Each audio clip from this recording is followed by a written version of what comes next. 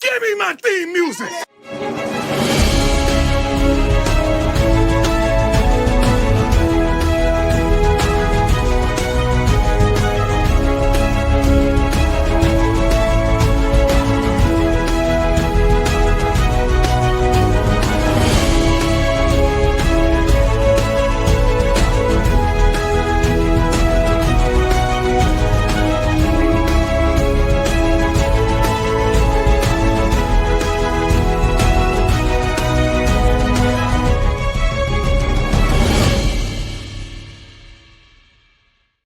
What's up, Buffs Nation, and welcome into Buffs News Weekly. I'm your host, Russ Dornish. Make sure to like this video if you like what we're doing, and of course, be subscribed to the channel so you know when we go live or videos like this drop.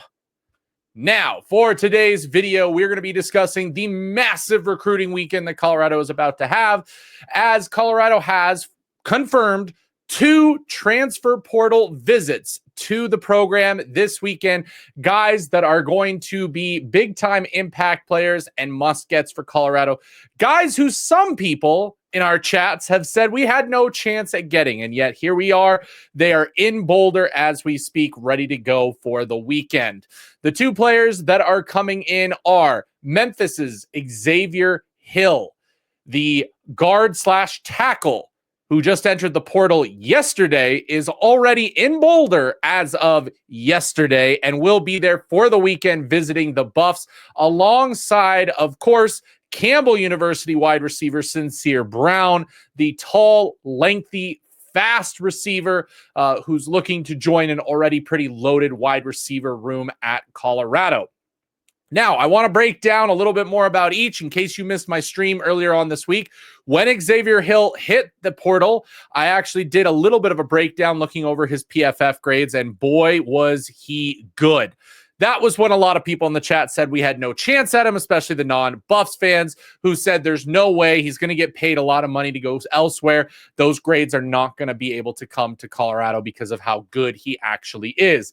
And yet, here we are with Xavier Hill in Boulder already, sharing a video or a photo of him in his hotel room, being confirmed to be there, of course. So let's go ahead and take a look. First, I want to take a look directly at his grades once again that we did the other day, just in case you haven't been able to see these. I know some people have tweeted out my tweet talking about the fact that he is a 84 grade, but you can see right here this past year, 84 overall grade, 86 in the pass block, 81 in the run block. Had some absolutely dominant games on both plays. So both pass blocking and run blocking, getting a 90 against the University of Texas San Antonio and a 90 against UAB, as well as an 86 and 85 earlier, including an 85 against Florida State. That's right, Florida State, 85.3 grade. Some of his other great games, USF,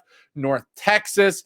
He struggled a little bit in the pass game against UAB and Tulane, but overall still ended up with a positive grade for the game. This is the type of player that we need on this team, okay? So just for kicks, I want to throw out there some of the players that we had, I guess you could say, play on the right side of the line last year, just to give you an idea of what kind of improvement Xavier Hill would be. So first up, we're going to look at Khalil Benson. Of course, Khalil Benson went on and transferred back to Indiana. You guys can take a look. They have him listed as guard, but he played sparingly both guard and tackle at times. So you can see here, pass blocking was absolutely atrocious, minus the Arizona game, Utah game, and the Colorado State game, as well as North Dakota. So off and on, but I mean, Texas Tech, a 36.2 grade. There, not a very many snaps overall. You can see as the season went, he was just used less and less. Another player that was on the roster, I believe he is no longer with us, is Ben Resnick. You can see here he did have a ton of plays against Oklahoma State. He also started that BYU game. You can see here 24.1 against BYU, 51.4 there. Now we can also take a look at Tyler Brown, who also moved around that offensive line so much. Both guard positions, They tried to convert him to a tackle at one point. So you can see the Oklahoma State game he played, BYU he played.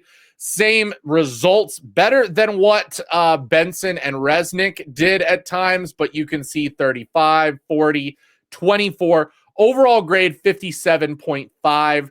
Resnick 55 and Benson 70. So a little bit better, but a lot of that comes from some of the earlier games in the season at different points. So again, Xavier Hill, 84 grade at both guard and tackle. You can see here, okay, he split time at left guard and tackle.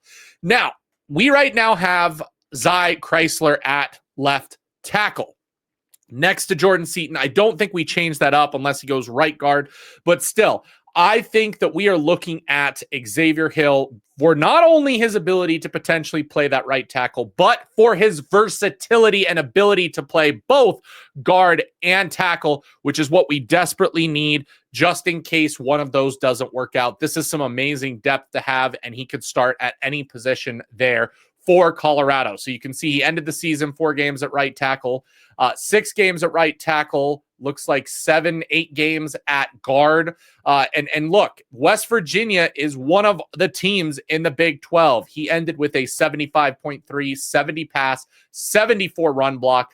Good consistency from him. And what you also like to see is throughout his career, he has slowly gotten better with his grades. His first year at Memphis, 71. Last year, he took a huge step forward. Now in the portal as a graduate transfer, and he is in Boulder, guys. And we know how Prime is when it comes to closing on deals. His percentages are extremely high when he can get a player into Boulder, especially when it's a transfer player. Because for those of you that are unaware, transfer players go much quicker than high school. Obviously, there is a much shorter time frame that they want to get into the program. They're also looking for very specific things, okay? So there are some players out there that will do a country tour like a high schooler when it comes to the portal.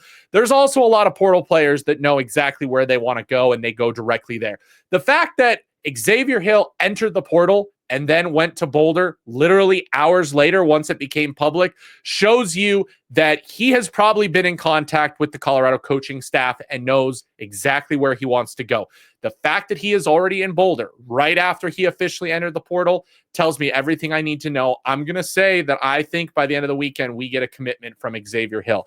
Now, if we don't get a commitment and he moves on, that's not a good sign. That usually means that, he liked what he saw, but it's not really a lock just yet. Not something he's thinking about. He's ready to go on some other visits. If he's ready to go on some other visits after all of this, and us being the very first team that's a part of this and announced, again, that to me tells me that he's not sold and he's going to start looking elsewhere and it's going to probably not work out.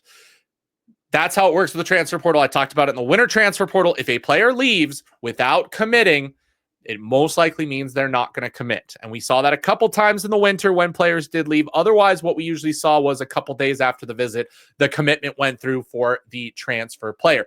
The other player that's coming in this weekend, we have talked about him at length. I want to continue talking about him, and that is Campbell fighting Camels, Sincere Brown. Okay, so Campbell fighting Camels. Absolutely love that name. 6'5", by the way, 185, a little on the skinnier side, but the length and the height is what you have to look out for here. And just look at the grades, okay?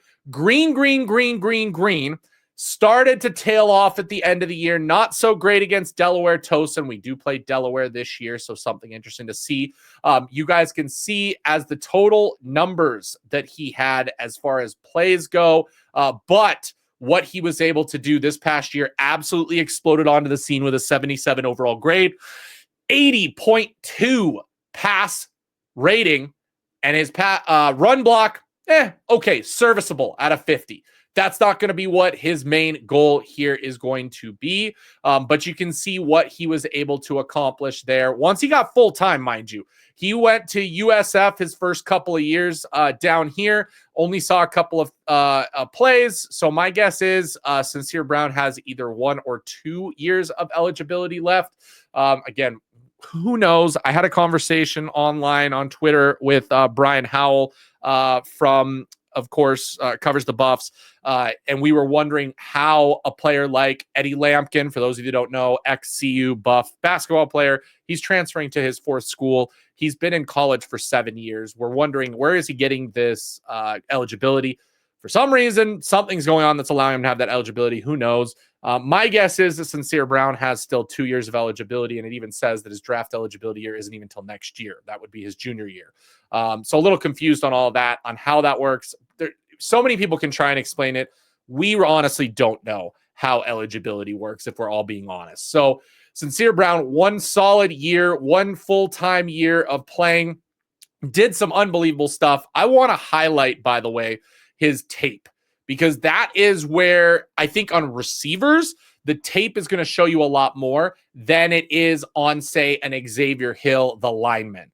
So let's go ahead and take a look at the footage of Sincere Brown and take a look at what he brings to the table.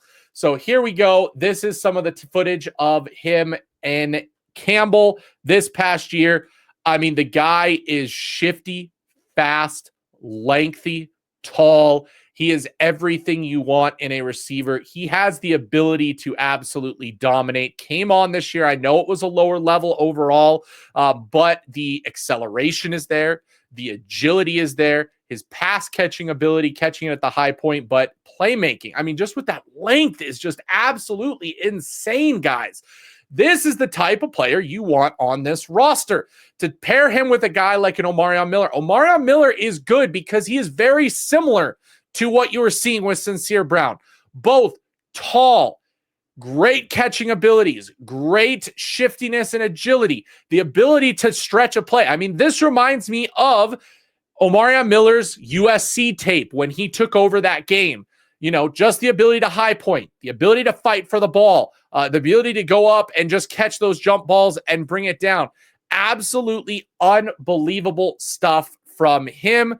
So this is a big, big weekend for Colorado. And guess what, guys? The transfer portal hasn't even opened. These are guys that are able to leave their programs because of what year in school they are, what level of program they're at, just what's going on. The transfer portal has not even officially opened, and here is 2 massively impactful guys who are interested in coming to Boulder to visit it in person. So this is just the beginning, guys. We're going to have so many players that are still going to be on the radar. We still have a number of players to add overall to this team. We're going to have some players leave. It was confirmed yesterday. Not only was Isaiah Augustov gone, but so was Sam Hart and Savion Riley. Okay, so that's 3 players already that have left Colorado to enter the transfer portal. Guys that we're going to need to replace, but we're also going to replace because we have some more roster spots open. So be on the lookout for that. Be on the lookout for more players entering the transfer portal. I know there was a Michigan player who wants to play both ways that just entered the portal. What better place to come to Colorado than to Colorado, which would probably allow him to develop himself as a two-way player. You saw the starting cornerback from Troy, who graded out quite well, also hit the portal. So there's going to be more of these guys. I tried to tell you in the winter as well that the spring portal is just as busy, just as impactful. Again, we got Colton Hood and Nikai Hill-Green in last year's spring portal, and both were unbelievable players. Colton Hood going to be an absolute amazing player this year. Nikai Hill-Green, impactful player last year, ends up moving on to Alabama of all places. So again, guys, this portal is going to be very valuable for Colorado. This is not the roster that we are going into the fall with. We are going to be better when all is said and done. But I will warn you before we get to it that there will be some more players entering the portal, and there will be a surprise or two, okay? The sky is not falling. Don't panic, okay? Be understanding that we will replace whatever leaves, and we will most likely improve on the roster by the time that spring is over.